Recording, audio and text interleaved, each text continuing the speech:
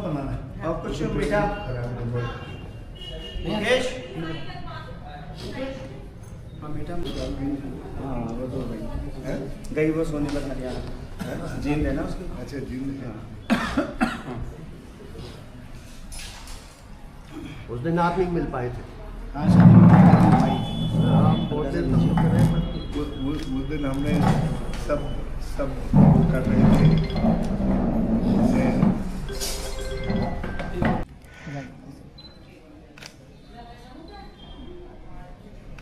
Sir आगामी 2027 के लिए कांग्रेस किस तरह से भाजपा की रणनीति का मुकाबला करने को तैयार है?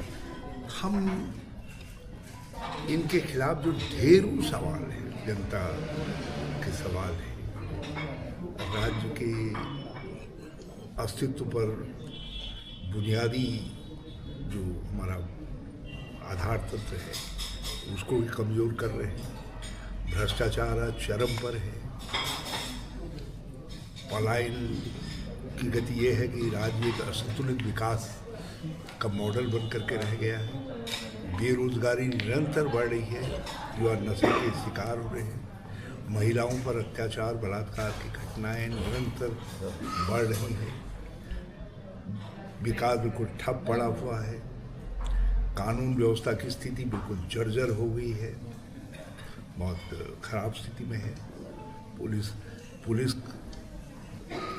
पुलिस का तो कुछ मनोबल लगता ही नहीं है हम कि एक शांतिपूर्ण स्टेट है, बल्कि एक टाइम स्टेट के रूप में जो है आगे बढ़ रहा है। इस समय सरकारी विभागों में लूट खसोट पर ज़्यादा ध्यान है, विकास पे किसी का कोई ध्यान नहीं।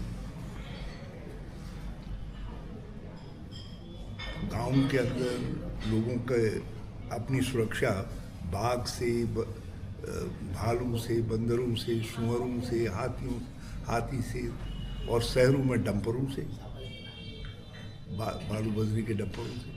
ऐसा लग रहा है जैसे लोगों के जीवन का कोई मूल्य ही नहीं रह गया। तो बहुत सारे सवाल हैं। अच्छा राहुल जी, जब भी हम इन सवालों को उठा रहे हैं, जनता के सवाल है, लोगों के सवाल है, इनको उठा रहे हैं। और दूसरी तरफ हम क्या सॉल्यूशन करेंगे इनका? यदि हम सत्ता में आएंगे तो हमारा वैकल्पिक एजेंडा क्या होगा वो भी लोगों के सामने हम रख रहे हैं। सर आपने बात की है पब्लिक सुरक्षा की। अभी जो पूरा जो प्रदेश भर में हुआ है, हरिद्वार, देहरादून और ऊधम सिंह नगर, तीनों जिलों में क्राइम बढ़ा, उसके बाद काफ़ी हो हल्ला हुआ होता है और उसके जो है तीनों जिलों के एसएसपी तुरंत ही रातों रात तबादले कर दिए जाते हैं। किस रूप में देखते हैं? ये स्वीकारोक्ति है कि क्राइम बढ़ गया है, अनियंत्रित हो गया है, आपने एडमिट किया है। और लेकिन उन्हीं को वो तो ताश के फट्टे इधर से उधर फेंक दिए गए। हरिद्वार में जिनको क्राइम के लिए जिम्मेदार माना जा रहा था वो देहरादून के क्राइम के इंचार्ज हो गए। तो ये जो है सब केवल चेहरे बदले गए हैं, मगर पुलिस की पुलिसिंग के बजाय जो है पुलिस आज कलेक्शन में ज़्यादा लगी है, वसूली में ज़्यादा लगी है।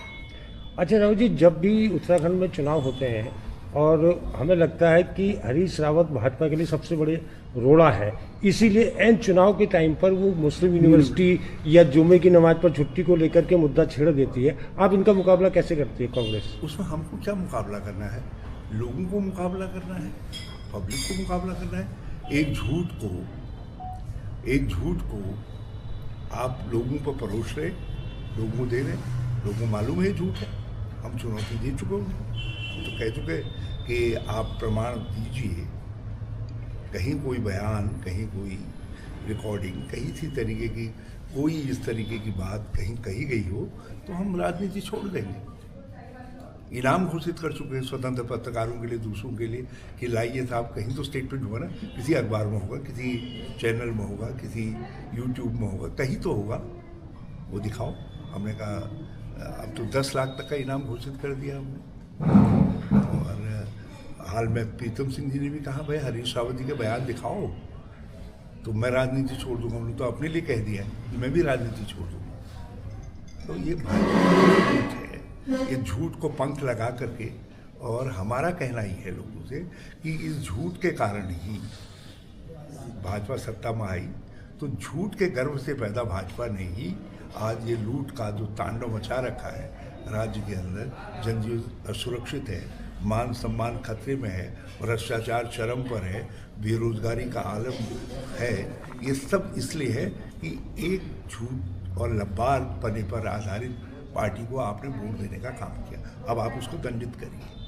सर, SIR उत्तराखंड में चालू हो गई है, किस प्रकार से देखते हैं? लगातार कहा जा रहा है कि कम से कम 10 लाख लोगों के नाम काटे जा रहे हैं, इसको कैसे देखते हैं और क्या इसका कांग्रेस की तरफ से किस तरीके से?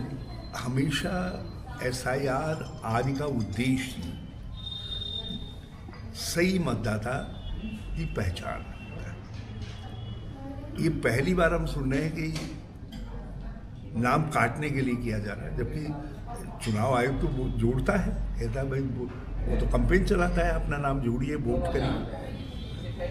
तो ये सत्ता ये समझती है कि कुछ नामों को, जो विपक्ष को लगातार वोट देने वाले लोग हैं, उनके वोटों को काटो और अपने कुछ जाली वोट बनाओ। और आप सारे देश के अंदर जब इस तरीके का अभियान चला करके कुछ नाम काटे जाएंगे, कुछ जोड़े जाएंगे, तो इससे मतदान प्रभावित हो रहा है, लोकतंत्र प्रभावित हो रहा है। अच्छा रावत जी, जैसा आपने बोला अभी, हम लोगों के पास जा रहे हैं, लोगों को सावधान कर रहे हैं। सर, आपने लगातार अभी कई सारे आंदोलन कांग्रेस के बैनर तले हुए हैं, कैसे देखते हैं जनता का जुड़ाव किस तरीके से देखा गया है कि कहीं ना कहीं कांग्रेस से जुड़ते देखे गए?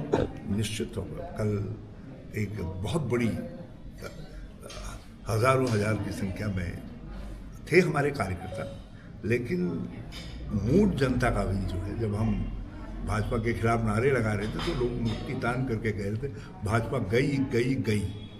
तो ये जो भावना बन गई है लोगों की कि भाजपा जानी चाहिए, भाजपा गई, वो आज जो है सर्वत्र विद्यमान है। तो आपको क्या लगता है रावत जी कि जैसे अभी आपने बात की बेरोजगारी की और विकास की, तो क्या जनता के बीच ये भाजपा बार बार जाती रही है समय समय पर अपने विकास कार्यों को लेकर? 2027 में क्या रहेगा इसको? लोग दंडित करेंगे इनको। 10 साल आजमा लिया, 10 साल आजमा लिया। झूठ और फरेब ज़्यादा दिन में नहीं चलता है, और लोग एक बात समझ गए हैं, ये झूठ और फरेब के जरिए सत्ता इन्होंने पाई है, लेकिन जनता ने तो खोया ही खोया, जनता को तो नुकसान हुआ। ठीक है, थैंक यू।